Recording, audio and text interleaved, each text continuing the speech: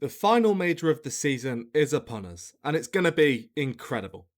Royal Birkdale is poised to host what could well be the best major championship of the year. If you've been living in England over the last month, you know that it's been hot. About as hot as I can remember it, and that means the golf course has been completely baked out. We're getting a golf course which will be about as firm as any golf course has been at a major. The fairways could play faster at Birkdale than the greens did at Shinnecock Hills. And to pair with this incredible setting, it's wide open this week. Our reigning champion is struggling, our Masters champion hasn't really been playing, and there's a group of players behind the top two in the world itching to get their hands on the Claret Jug.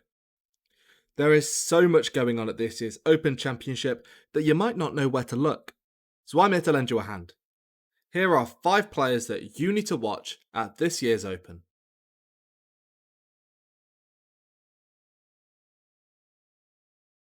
Now, we've gone into every major this year with Scottie in a bit of a slump, but it's been a little bit over-exaggerated how bad it was. He was still getting in the top 10, had a number of runner-ups in a row, and he was still clearly the best in the world when he arrived at the last few majors. This week is definitively different. Scottie missed the cut at the Scottish Open last week, his first missed cut on the PGA Tour since August 2022. He has the longest odds to win the Open than I have seen in a long time, and he's very likely to go majorless this year. Scottie just doesn't have the juice this year. He could have hunted down Wyndham Clark to win the US Open at Shinnecock a week ago, but he just never really got his round going on Sunday.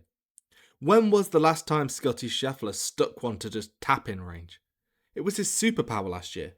Now he's still good with his irons, but he's having to lean on his putter so much more. Now, in fairness, the Scottish Open has never been the best event for Scottie over the years.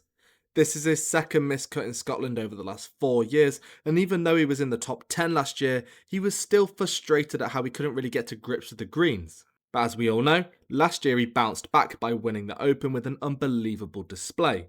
But was that the anomaly? Did Scottie really figure out links golf last year, or was it just a blip? That's one thing we all need to keep a close eye on at Royal Birkdale this week.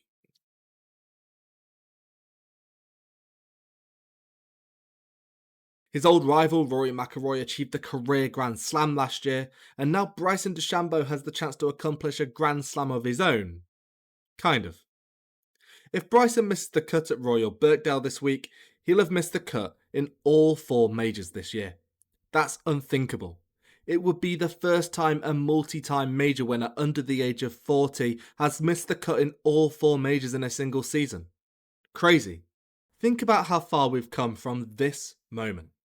At this point, Bryson had taken the lead on Sunday at the Masters.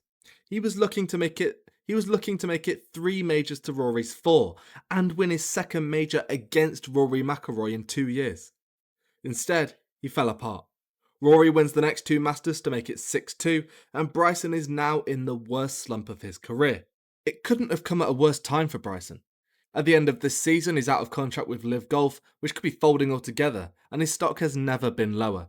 He's got no leverage in his negotiations. This could well be the most important major championship of his career. Another poor performance here, and it's difficult to see where he goes in the future. 4 out of 4 missed cuts is just unimaginably bad. And it's not like he has a particularly stellar record at the Open. Last year he performed well at Portrush, but only when the wind died down.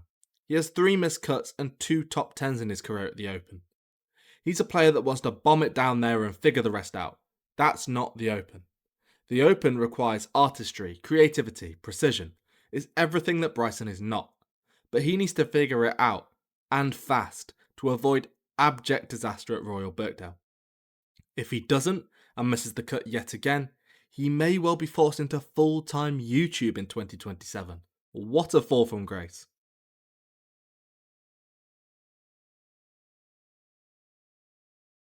Now it feels like this one has been coming down the tracks for years, but we are finally here.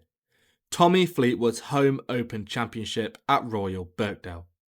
He used to sneak onto this golf course as a child with his dad, and now he's competing here for the Claret Jug. We've known for a while that this is the big one for Tommy.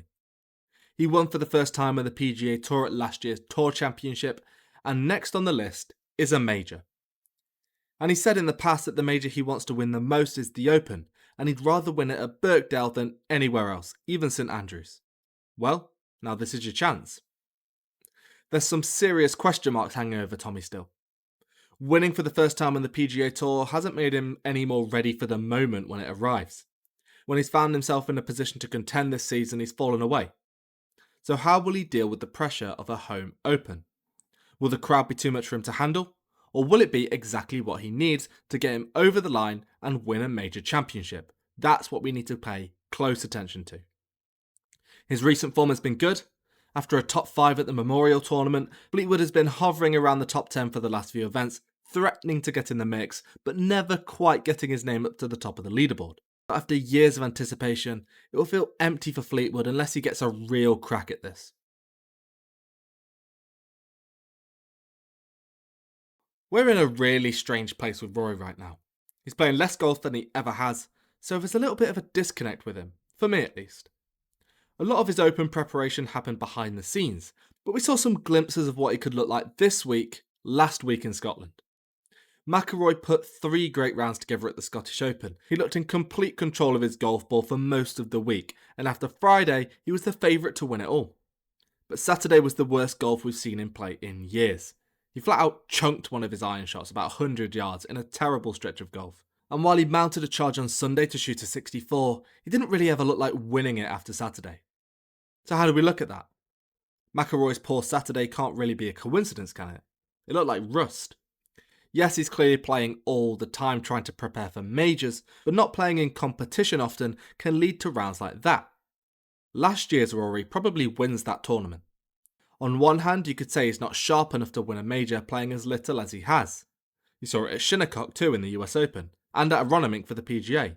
No matter how good he looks, he always seems to have a stretch where he plays too poorly to win. On the other hand, you could say the Scottish Open served its purpose. It was a week for him to get back in the swing of competition and find his game, shake some rust off. Whatever issues he was having on Saturday, he fixed on Sunday, and now he's in great shape to contend at Birkdale. Maybe this is the whole point. You could argue that he should be favourite, you could argue he just can't win. Either way, it's going to be an incredibly interesting story to follow.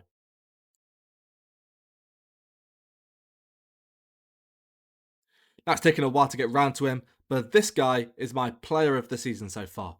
No one has won more than Matt Fitzpatrick, no one has won more than Matt Fitzpatrick on the PGA Tour, and this week should suit him down to the ground. Fitzy looks absolutely dialed for the Open Championship. At the Scottish Open he was in the mix, falling short on the final day, but still producing some of his best golf over the course of the week. If he's trying to build up to winning the Open, then last week couldn't really have gone much better. He said he's playing the best golf of his career in 2026, and he couldn't have asked for a better golf course and better conditions to play on this week. He's going to be able to hit controlled shots off the tee, and it's going to be about spin control and approach. This isn't a bomber's paradise, but you do need some distance, and Fitzy has a bullet stinger which can roll out for miles and miles. We saw it time and time again at the Scottish Open. Matt already has a US Open under his belt, but a Claret Jug would make him a multiple-time major winner and bring him to an entirely new level.